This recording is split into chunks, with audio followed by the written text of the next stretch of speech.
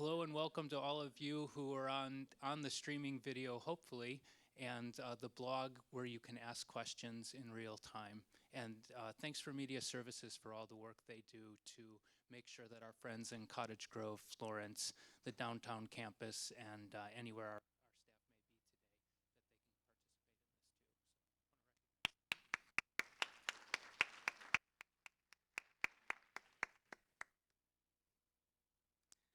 Our agenda for today, we're going to talk a little bit about caring for our community. I want to share our financial picture with you. We're going to talk about the budget development process.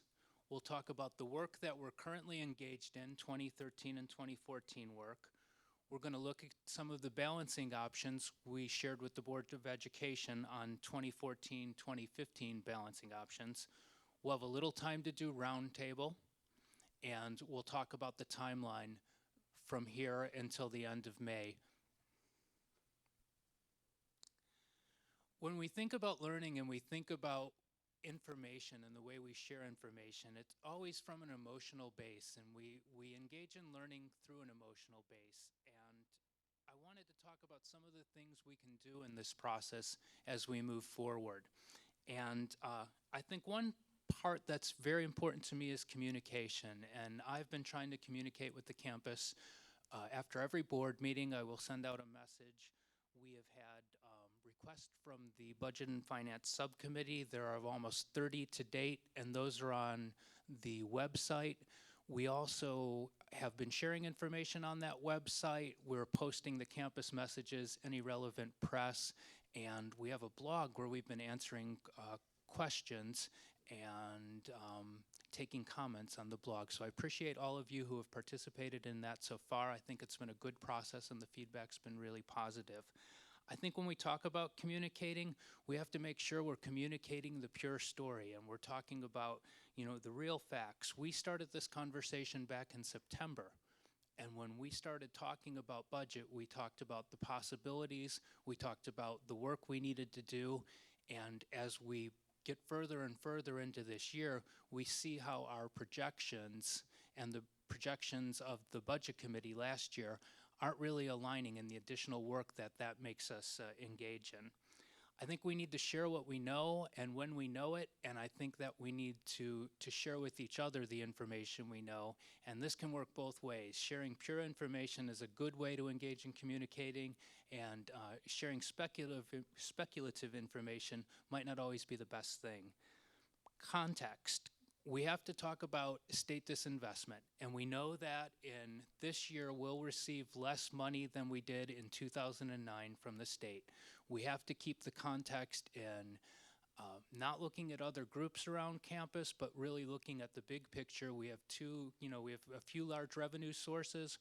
One is tuition and one is state revenue, and let's keep it in context and talk about what those look like. We'll see a slide later on that helps me share that with you. We need to be fair.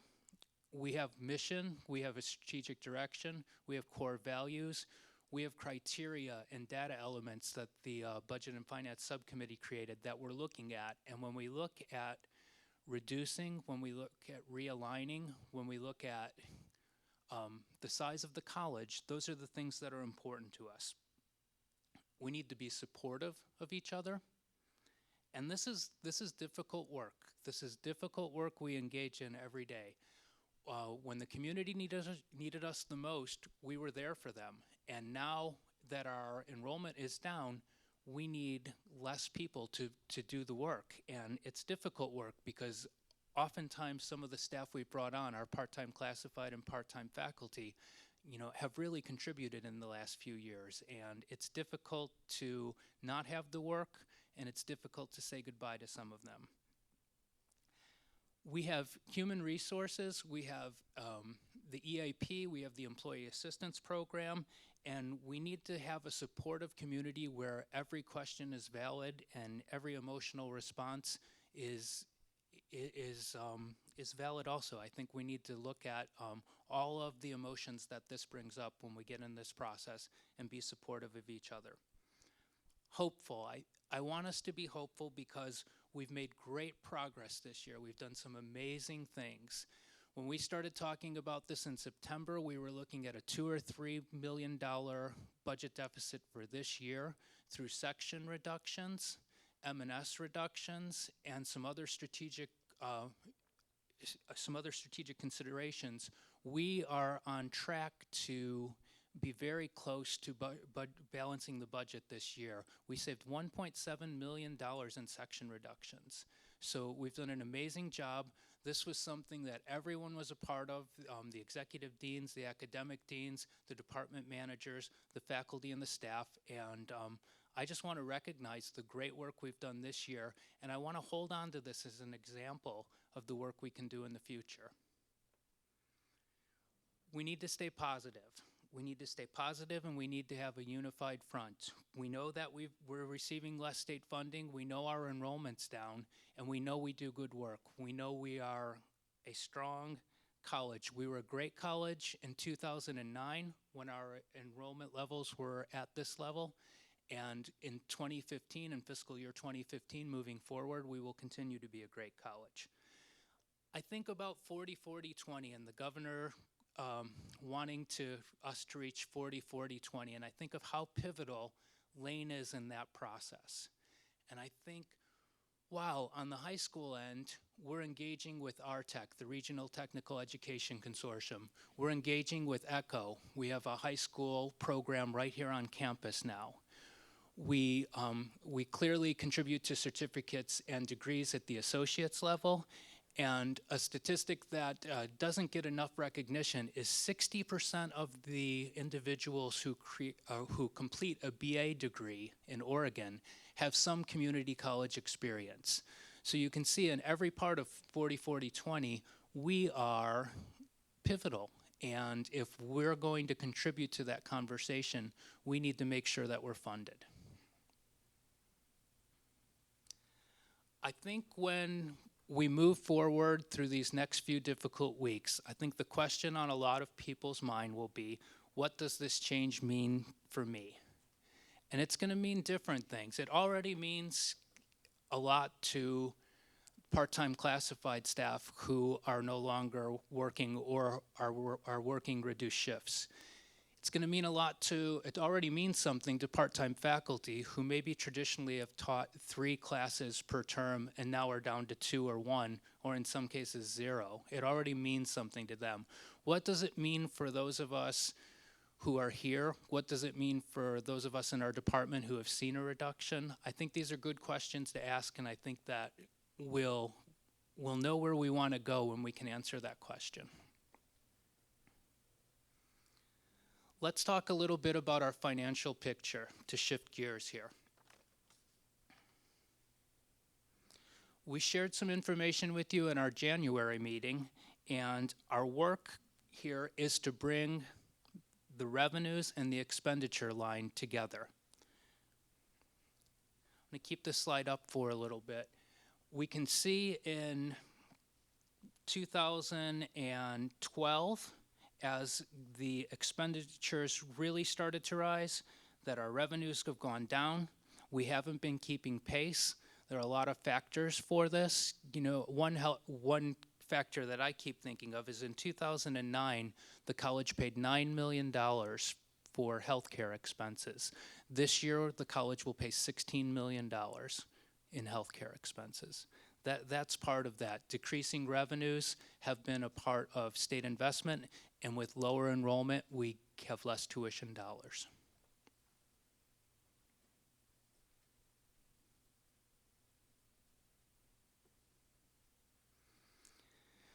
I always like fresh information, and this information's about as fresh as it comes. This is from April 15th, 2014, and I hear a lot of stories. When I'm talking to people in the community and when I'm talking to people on campus, I often hear, if the economy's so much better, how come my neighbor is still out of work? Or how come my brother-in-law still isn't back to work? And everyone has a story, and everyone knows someone in the community who might still not be working or is underemployed or who's been on unemployment for a long time. Well, we've been saying for a long time that this is starting to change, and we're starting to see this, and the change is coming fast. I shared some information with the campus earlier this year from the Pew Trust, talking about how Oregon would be one of the top 10 states in job growth. And this statistic, for those of you who can't read this, in March of 2014, Oregon's seasonally adjusted monthly job gain was 7,500 jobs. This is the largest since November 2005. So last month, Oregon created more jobs. More jobs were created in Oregon since 2005. This is what's happening to our economy. And I love the juxtaposition of this slide because it shows the student FTE, and look at that line as we kind of peak there in 2012 and that blue line starts to move down. We can see that move down exactly with the unemployment line, which is coming back down to historical levels. The other day in Houston, their unemployment, 5%. So for those of you who track unemployment, 5% is pretty historic, and we're starting to see this all over the country. People are going back to work. They are entering the workforce.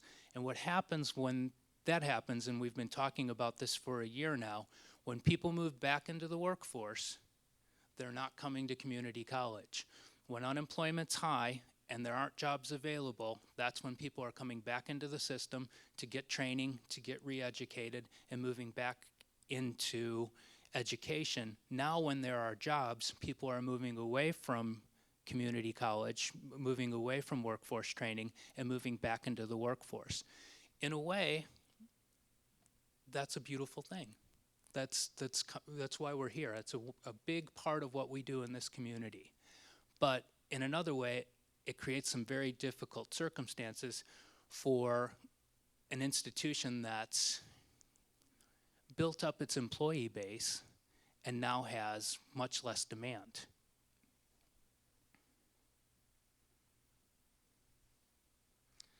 Want to talk a little bit about state funding and tuition revenue. We have a continued disinvestment in higher education. We rely more and more on tuition for our operating revenue. You can see in 2014, 2013, 2012, look at the blue line being tuition, the orange line being state funding decreasing, and tuition as a part of our revenue always increasing.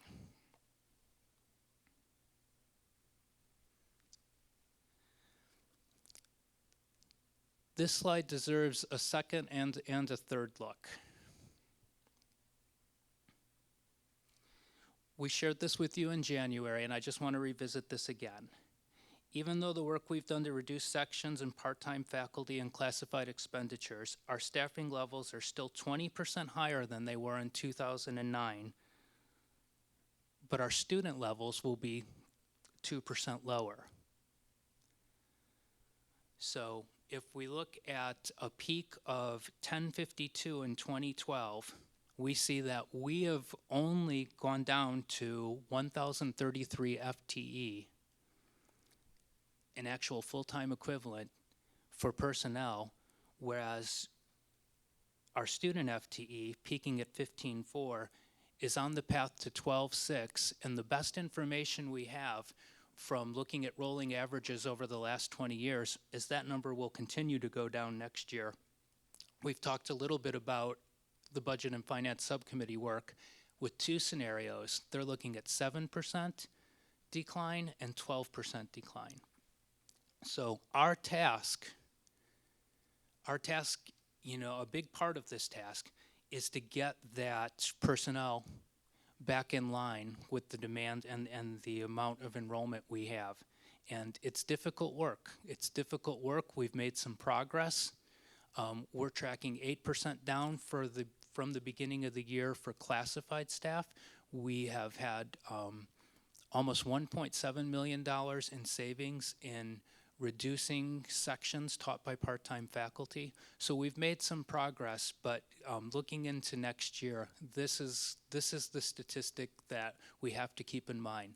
Now, has a lot of that growth been in part-time? Yes, in fact, most of that growth has been in part-time. But we have to look at everything when we're looking at realigning with the size of our current enrollment. We've tapped into the one-time resources to bridge the gap and expenditures during this enrollment decline. These resources have been depleted, and we need to focus on other balancing options. We've used the financial stabilization reserve. We'll look at that in a little bit. We've tapped enterprise and auxiliary services and funds, and we have some legal and policy requirements. So we've looked at one-time resources, and we can't keep going back there. I had a question the other day, either through the blog or through email, talking about when we were doing well, what did we do? Didn't we save any money for a rainy day, was the question that I received in email. And the board did save money for a rainy day. And when we look at building the financial stabilization reserve, we knew there'd be an inevitable decline. And you can see that when we got to 2012, we really did need that money. So we put away money in 2009, 2010, 2011, created a financial stabilization reserve.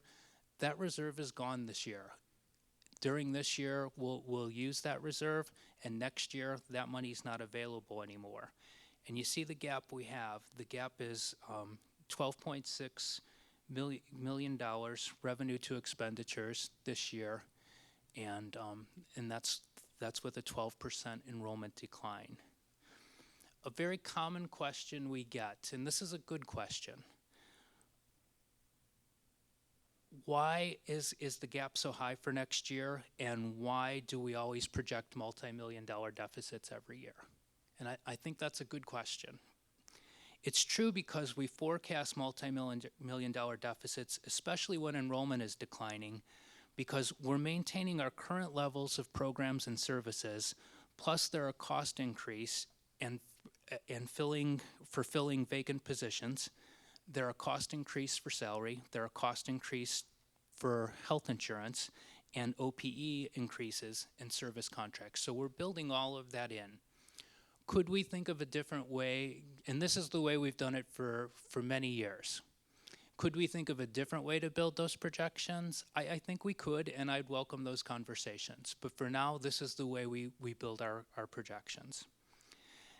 The administration and the budget office doesn't decide at this point how to balance the budget. You know, we engage in a process of determining which options to employ in balancing it. Remember, only the board decides program or service reductions, and only the board decides tuition increases. Projection inputs. So when we do these projections and the staff work that goes into these, there's an incredible amount of analysis that goes into these, and we're always ensuring we have the most accurate forecast available. We're looking at today's information, we're looking at payroll as it comes in. Each revenue and each expense category and the projections is really based on hundreds of line items, hundreds and sometimes thousands of line items in really complex algorithms. So when we do something like this, or we get a request from the campus to do this, oftentimes each one of these has 10, 20, 40 hours of work attached to it through the staff and the staff work. So we really take this seriously, and the numbers we share are meant to reflect our best estimates on that date.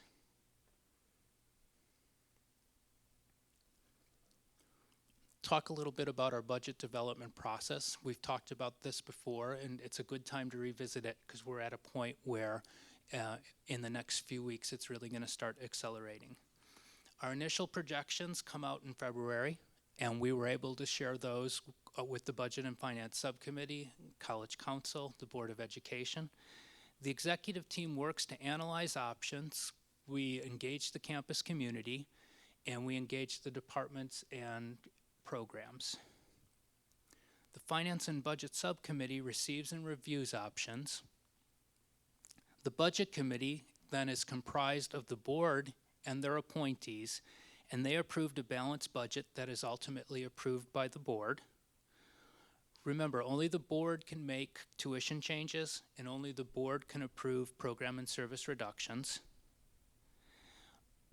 And then on this slide, notice throughout that campus and board communication, engagement, analysis, and review are part of the entire process. So this is how we engage in this work. 2013-2014, talking about the current fiscal year, we've done some extraordinary work, and it's one of the most impressive mid-course corrections that I've ever seen in a large organization, and certainly in an educational organization. Amazing work done when we started having these conversations in September, and the work we've done from September to April. And how did we do this? Because we've had a double-digit enrollment decline. Remember, we budgeted for a 2% enrollment decline, and we're realizing much closer to a 10 or 11% enrollment decline. So the budgets were already established, classes were built. This is all work that we've done as a community mid-course. We started this work, we started these conversations in September. So very impressive job, and I'm gonna clap for everybody. I think it's incredibly impressive, and it shows the depth and breadth of what we can do when we have the right information and we're able to act on it. We've used evidence-informed decision-making. We're looking at new reporting tools that really make us understand the staffing escalations early, and we're able to get that information back to the departments and to the programs. We're turning to evidence over stories and anecdote. We're really looking at the hard facts, how much FTEs in a department, how many students are in each class, what sections of class have room, and we're looking at really good student and personnel FTE information up to date so we can make decisions in the moment. We're looking at early and sustained engagement. We started these conversations in September, and we've updated the board and campus website almost monthly. We're doing frequent work on that. We have the blog, and we have the budget website. The mid-year adjustments, when we're looking at that 2% enrollment decline, remember, it's 10% or more, so we've made all of these through there. Some of the highlights of that are section reductions of 15%, resulting in a part-time faculty savings of $1.7 million, part-time classified expenditures down 8%, and materials and service are down almost $500,000 in the current year and $900,000 over fiscal year 13. That's incredible work too. We're continuing to realize savings through vacant positions, and we're holding positions open whenever possible. We're currently filling all classified vacancies through the internal search process. The program review and analysis, we are engaged in the department level analysis and review since fall, deeper analysis connecting all of the work we do to mission, student success, and financial. Efficiencies and restructuring. Year-long effort went into our quasi-entrepreneurial departments to re-envision their operating and financial models to support long-term sustainability. We're looking at an example like the Aviation Academy, where we've restructured that program to be entirely more efficient. Long-term strategies. Remember, we shared a list in September with the board, and some of the long-term strategies we're looking at include strategic enrollment management, an auxiliary and enterprise strategy, grants, partnerships, and leveraging funding. This is going to help us smooth out revenue and shortfalls in the future years. This is information that we shared with the board recently. This is a summary of some of the kind of options that are starting to come into focus for fiscal year 15. Most of these are familiar. These are the same kind of chunks of savings we talk about every year when we engage in this work. We're continuing to analyze and refine these options, And this will be part of what we share with the board next week. And I want to take just a second and talk about all of these. Administrative recovery and transfer. This includes new recurring administrative recovery models for international programs and the Titan store, and a one-time withholding of capital outlay, major maintenance, and financial aid transfers. Materials and services. This particular line item is IT savings and IT mandatories. We've already reduced our M&S budget by almost $1 million. Vacancy and OPE savings. This involves holding additional vacant positions open and also realizing OPE savings related to actuarial contribution requirements. Additional part-time savings, and this is difficult work. ASA and the budget office have been working department by department to reset the part-time faculty and part-time classified budgets, building them from essentially zero and up to the needs of today's programs and the current enrollment size. Differential fees. This is a differential fee adjustment. It's the HEPI increase applied to differential fees. Increased enrollment capacity. This is going to involve, this proposal involves the idea of increasing and front-loading front-loading the class size to help with attrition. So if we register 27 students, 18 students, we hope by the end of week 1 we're at 24 and 17. And efficiencies and restructuring.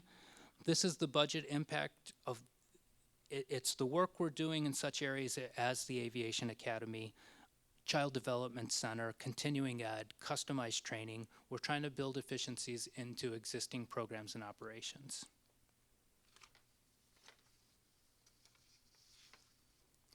Now the gap here, you'll notice we sometimes talk about $12.7 million, and 12.7 is the gap with a 12% enrollment decrease.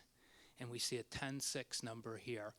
To make up that additional ground, this is where we need to look at programs, and this is where we'd look at services. So we have 10.6 here to get to 12.7, that additional gap. The way we're going to propose getting to that gap will be program and service reductions. The Budget and Finance Subcommittee will be reviewing these options. They might come up with additional options, and this will be for the Budget Committee and for the board to consider.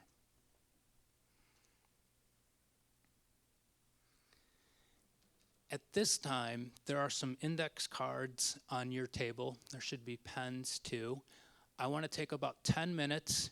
Here, let's do this first. Make sure you introduce yourself to your table, because I think we have some folks who don't know each other. So take some time and introduce yourself. Let's take 10 minutes and write down some questions, and we'll be through the room to help gather those.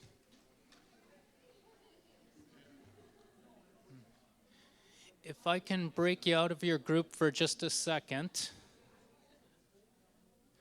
We're starting to see some questions come in on the blog, and we're starting to get some of the cards, and we're working on finding the answers.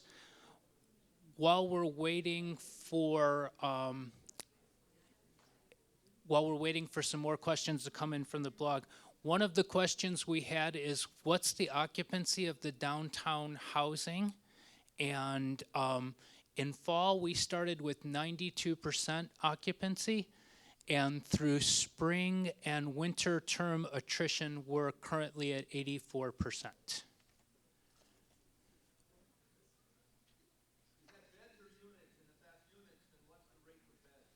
Oh, I'd need a little time to work on that.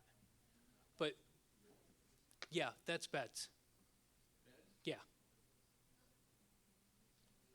Units are very different because at the downtown, we have some studios and we have some duplexes and some fourplexes. So every time we talk about occupancy, we're talking about beds. And that's basically the way we recoup revenue is, you know, our modeling is based on beds. Another question we have here is, what is the actual number of employees at Lane today, not FTE. The actual number of contracted employees at Lane right now is 637. We have 637 contracted staff. So you can continue to ask questions based on the presentation. Something else I'd like us to think about, and we can report out on this piece in just a minute, is what can we do to foster a community of caring during these challenging budget times? Think a little bit about the things we talked about earlier: communicating, context, fairness, support, hope, and positive. Go ahead and work on that, and we'll come back with some more answers to some of the questions we received on the cards and from the blog. Thanks. I'm going to answer a few more of the questions from the cards and the blog, and then if you can be thinking about having someone from your table to maybe address the current question on the overhead, that would be great. My favorite question of the day: what can we do to help? What a nice question.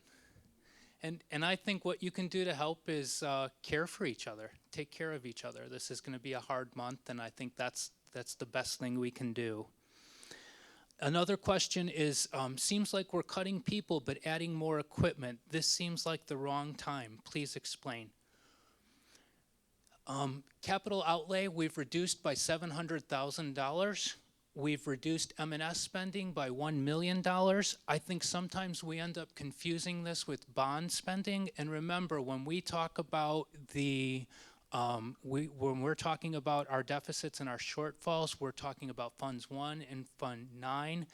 Bond money is different money, and that money was voter approved, and it's for a very specific purpose. And what we're seeing now is we're seeing a lot of construction on our class project, and that's a voter-supported project, and that's really not the money we're talking about when we talk about Fund 1 and Fund 9. As employment opportunities come to our area, how are we ensuring the best programs are supported and not lost? That's an excellent question, and I want to thank someone who asked a question. I believe it was anonymous, but every once in a while, I share something that maybe isn't 100% true. So here's something that I did. I recently sent out an email and I said we had 50 advisory committees with over 600 members. And somebody said, 50 advisory committees? That seems outrageous. We don't have 50 advisory committees. And it's true. We actually only have, we have 44 currently active, but I was also wrong on the number. We have 795 people actually active in those 44. So not 50 and 600. The actual numbers to date, thanks to Al and Phoebe and their team, is 44 active advisory committees with 795 community participants. And this is how we ensure that when there are employment opportunities, when there are a need to expand to meet community need, this is how we ensure that we're staying aligned with that. What is the capacity of the downtown campus academic, especially during the day? Great question. We just talked about this today, and as we are engaging in our class project, we're displacing a lot of classrooms in the center building. So a lot of the classes that were scheduled there in the summer and in the fall will be scheduled during the day in our new downtown campus. Now, our downtown campus usage in the afternoons and the evenings, super high. If you've ever been there at 6:30 or 7 o'clock at night on a weeknight, that place is really hopping. On the day, we have some room there during the day. So what we're going to do during the day is move some of the credit classes from main campus for swing space during our class project. That's a great question. And when will we know if full-time classified employees will be cut? So we will be sharing information with the board about proposed program reductions on Monday, April 28th, a week from today. And any affected departments that would be part of those proposals will be notified prior to that date or prior to that meeting.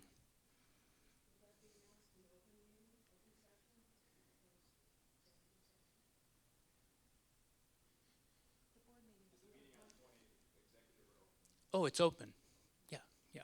Sorry, I didn't get that question. Um, uh, let's have a few groups talk about this, and we'll engage in answering a few more of these questions. Volunteer for what we can do to foster community and caring during these difficult times.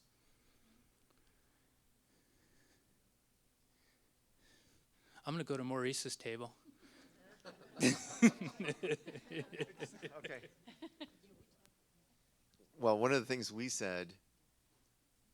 I said, was that, and they agreed, right? Is that I think it'd be important for administrators to get out, have the communication going. Actually, it was prompted by something you said, Linda, and the questions that you had, and and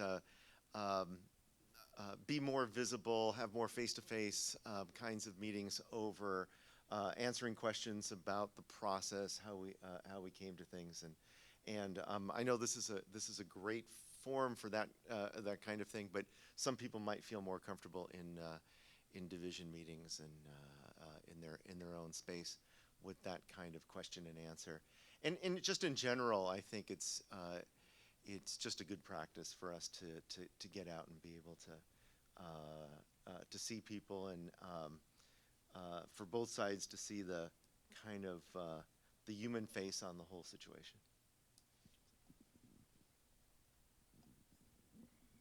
Who else has a comment from their group?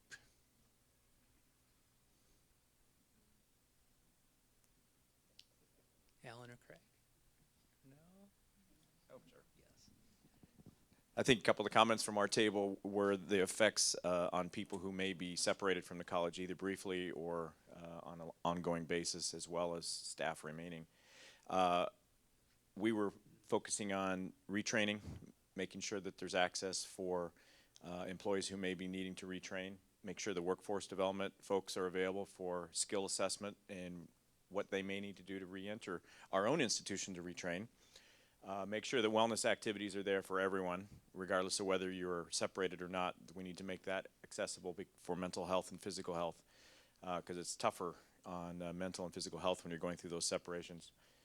And I know we're having some ongoing discussions with making sure that the health clinic is accessible for those who are on layoff or separated from the college. We can work out the details, but I think those pieces kind of hold a peace of mind for a bunch of people who may not know what's coming their direction if they get separated from us.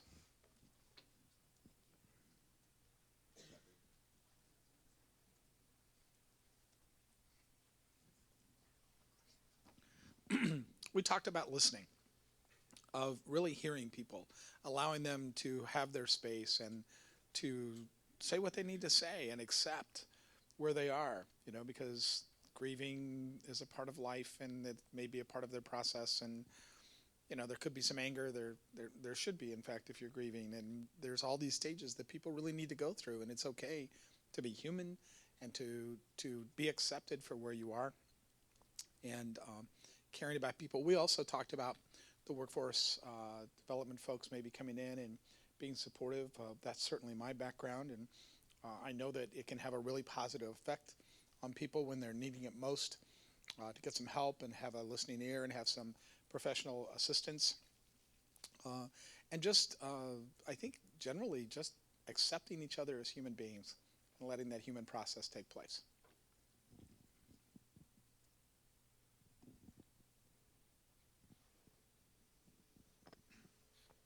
Thank you. Jim Salt, Lane Community College Education Association. Rather than talking about caring and respecting people's space and so forth, I don't understand why the administration has yet to talk about the tuition rate. Of all the options that were presented up there, tuition rate wasn't even one of them. If we did all the things that the administration did propose, there was about a $2 million gap according to administration calculations. That would be about a $6 tuition rate, and yet instead we're talking about laying off programs and services that our community and students rely upon, and instead we're talking about feelings and caring. Let's get real and start talking about the options that are actually on the table.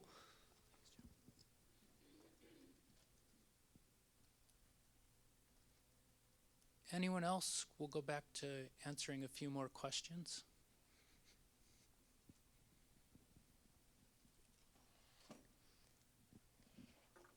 So there are several questions about the projections for next year.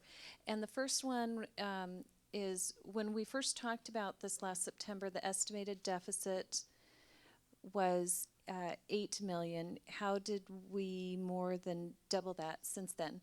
And the initial estimates looking into fiscal year 15 did not include any additional enrollment decline. And also last fall, we were tracking a 10% change in credits this year, and we're actually experiencing more like a 13% decline this year. And then, as Brian talked about, looking at a 7 and 12% additional decline next year.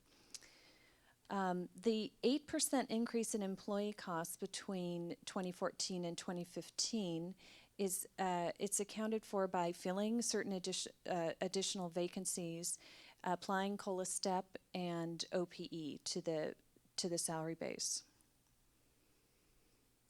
It's a little hard to read, but it's something about the estimated insurance cost increase for next year.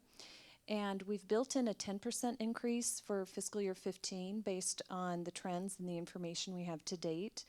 Later this spring, we will get a revised estimate or quote, I'm not sure the right language, I'm looking at Dennis, from our insurance providers.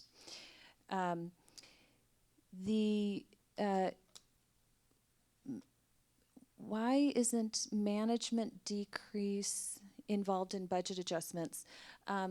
Part of the balancing picture would certainly involve, or options is to not fill certain management positions. And finally, where is the increase of personnel? Certain areas of the college didn't include managers. And yes, all employee groups increased, both part-time and contracted, in virtually all areas of the college. I'll let you want to take on it.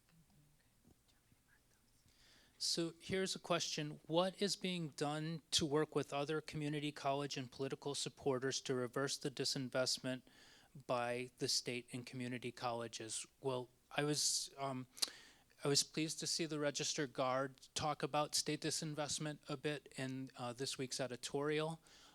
We have, we're wearing a path to Salem, so we're there all the time. And between Brett and Mary and the executive team, we are engaged with Salem all the time. I think that we all play a part in telling our story. And when I talked about communicating earlier, I think we all play a part in continuing to tell the story that if we're going to partner with this community, if we're going to be effective with 40-40-20, if we're going to continue to do the things that this community has told us is important, that we need to see the level of state funding match the expectations that have been put upon us.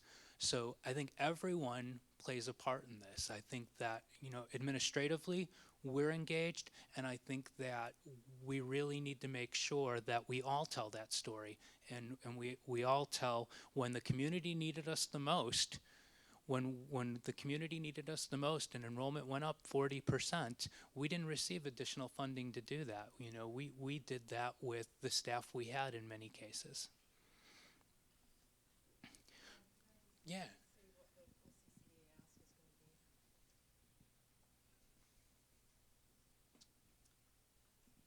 So community colleges do work together, and through the Oregon Community College Association, our ask for the next legislative session is somewhere in the region of 638 million. So this is a heavy lift. Our current base is 450. So we were 500 million in 2007. We went down to 395 million during the recession. We got back up to 450 in this legislative session. We got 15 million in the super special session that they had in September, but they're not planning on counting that in the base going forward. They're saying that they're going to revert that to 450 million. At least that's the thinking at the moment, whether we can change that or not. So we're trying to get from 450 to 638. It's a pretty heavy lift without tax reform, which is basically what has to happen, and several people are working on that agenda as well.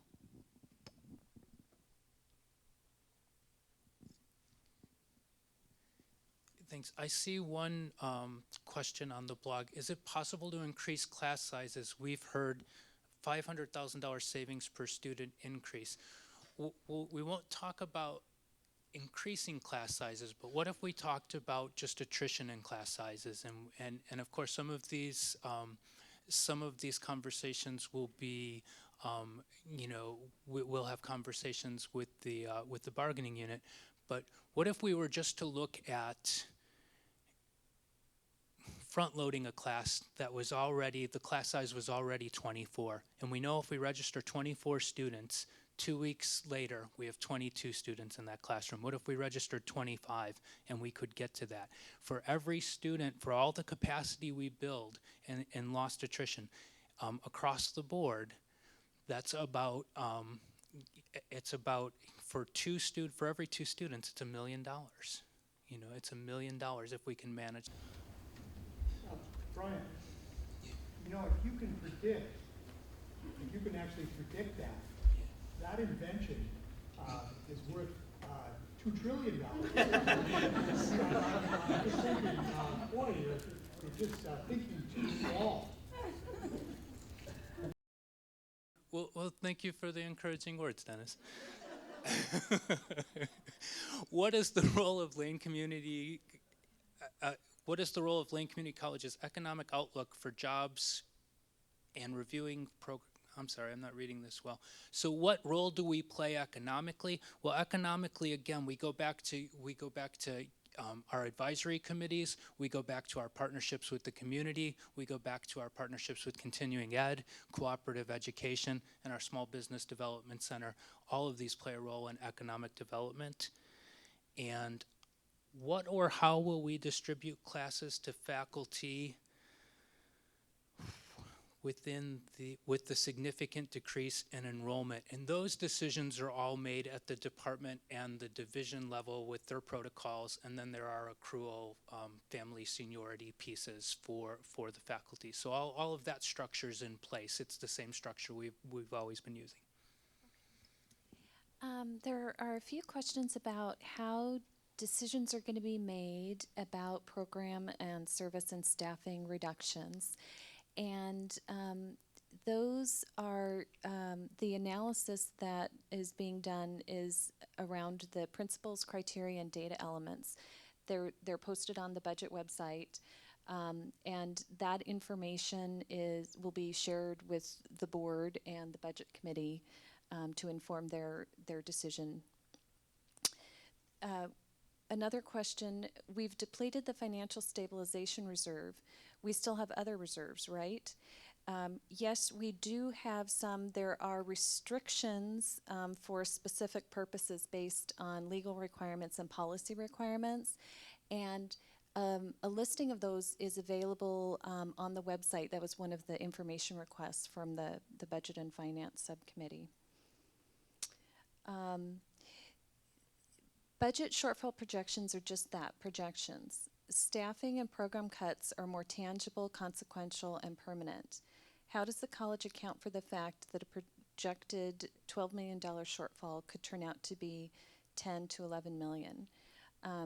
That's true that these projections are just that, they're estimates. And as Brian shared in that slide, there's a lot of analysis and thought that goes into those. And it is so difficult to have to look at reducing programs and staffing.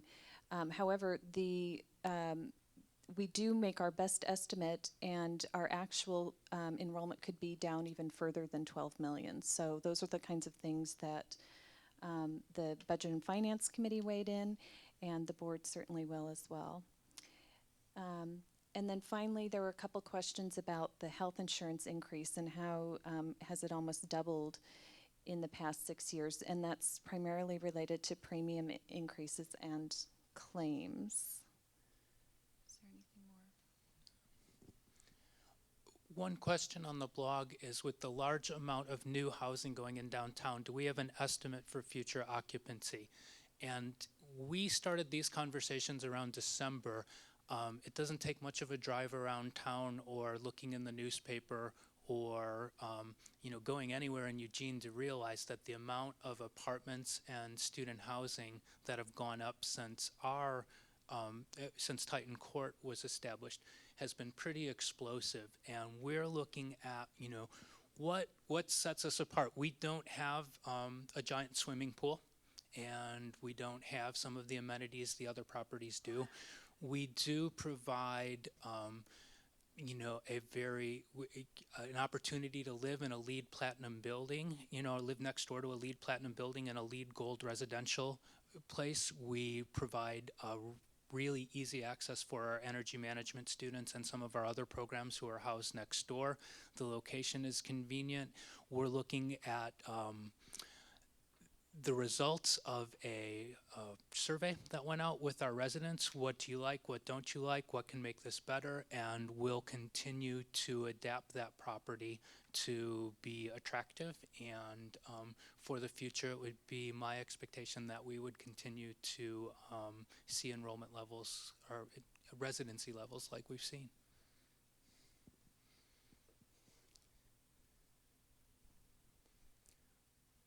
Going to let another group talk about the caring and any volunteers, or I'm picking.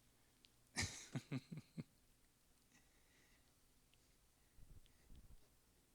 want to talk?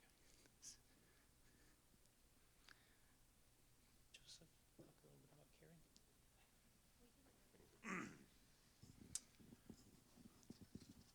I think one of the things that's good to do is make sure there's a lot of communication between the faculty and the staff and management about what's really going on. I know that when I talk to people, a lot of people have a lot of misinformation and confusion, and in email threads I see there's a lot of confusion that's going back and forth and people arguing about things they don't know.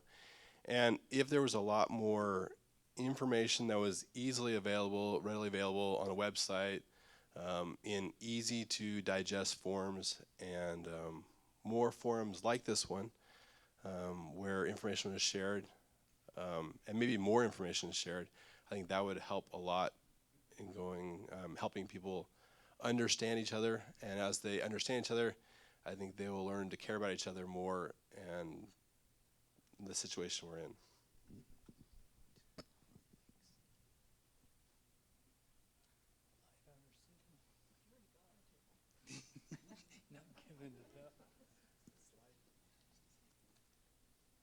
Anyone else?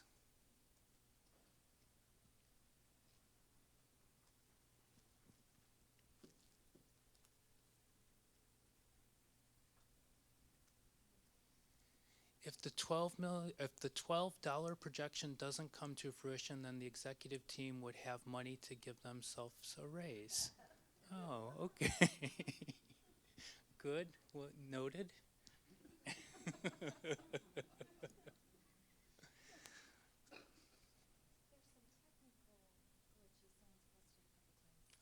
Do we have other questions? Well, there's questions about vacancies. Sure. So, some questions about vacancies, and let's see. The first one is, why does it seem we are still hiring positions during the same time we are letting others go? And any position, before it gets authorized to be filled, there's a lot of careful consideration that goes into the essential nature of that to serve our students. And as Brian mentioned, for all classified vacancies, we're posting them internally. In this time of potential reductions, we don't want to be bringing new people to campus if we're not able to assure that they'll be able to stay here with us. The vacancies in OPE figure, how are we deciding which vacant positions will be filled, and are we considering areas that need them? Again, we're looking at the essential nature and the staffing mix in all of the departments in deciding which positions to be filled. We're still doing some of the work analysis and such, and we'll be sharing with the board next week which vacancies we are recommending to be filled as part of the balancing option for next year. Here are a few more. Can we sell Titan Court? Well, the Board of Education can. So if the Board of Education is we, yes. And we're currently engaged in conversations looking at the old downtown campus and looking at possibilities for that building. But any decisions like that need to go through the Board of Education. This one says, there are many comments that my area is protected because I am not on the general fund. What's the truth? And I talked about this, I think, in the last email, maybe it was 2 ago, but we're in a constant process of realigning the college with the needs of the community. So when we are looking at realigning pieces of the college, it's not only Fund 1 and Fund 9. We're always looking at efficiencies in the college. Are we delivering what we really need to be delivering? Are we responding to community needs? So is that true? I think we look at everything. I'm going to answer that way. And aren't part-time sections always profitable? And I think this kind of, okay, I want to start this conversation here. We saw the earlier slide where we had 15,400 FTE and we're headed back down to 11.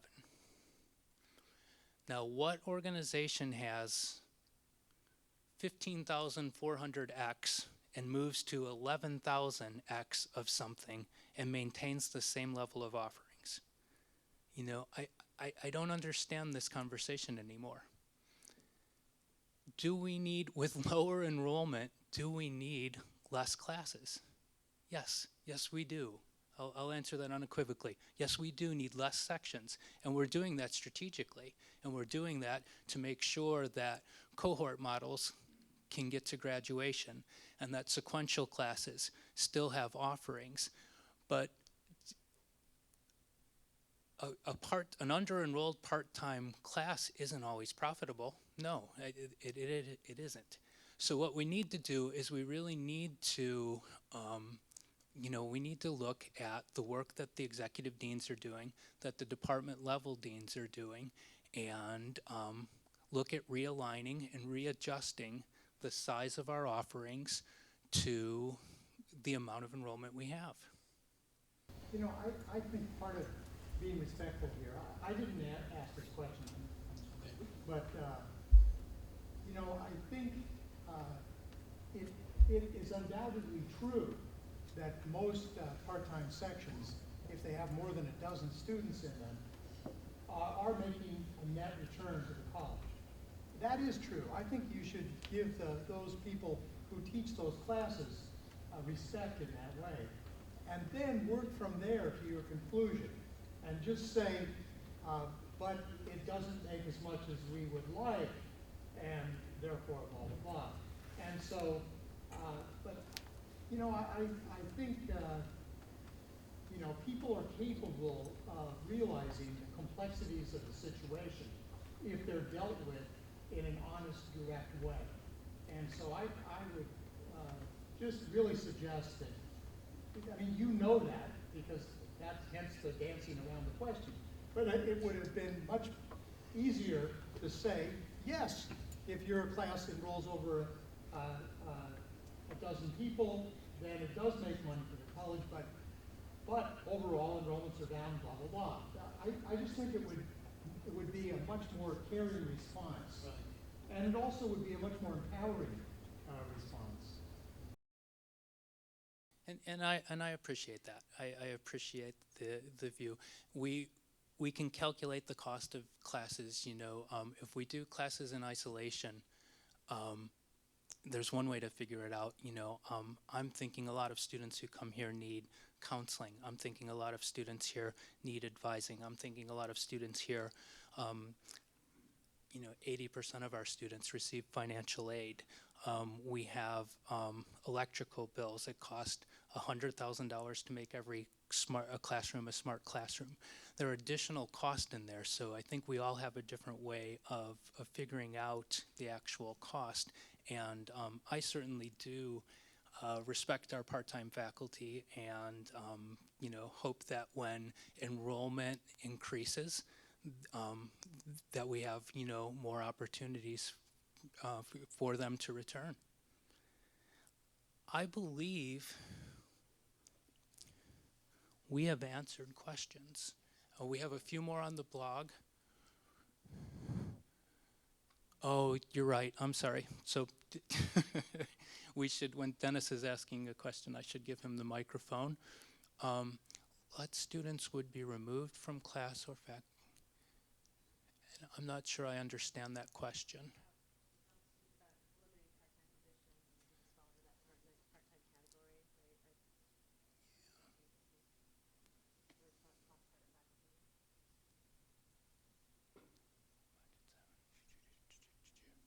Do you want to answer that? Yeah. Not that this is my role. So what I think this question says here is that let students would have to be eliminated before any classified or faculty positions, right? Because they're essentially timesheet. I'd like to add a little bit to that.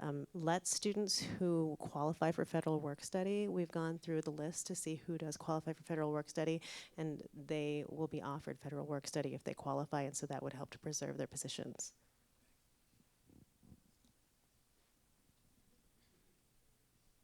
Well, great. I'd like to thank everybody for being a part of today's conversation. I'm going to go over the timeline.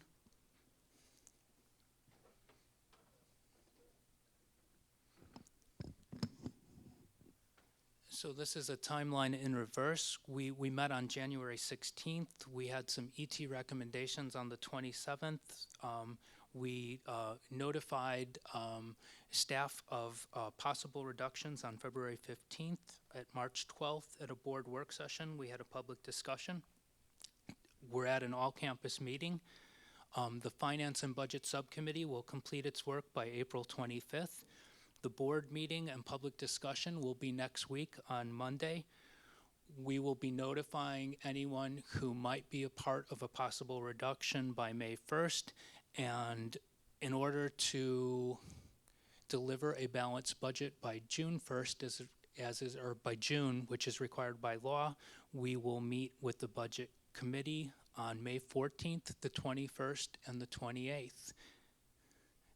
Thanks everybody for your time. Happy Monday.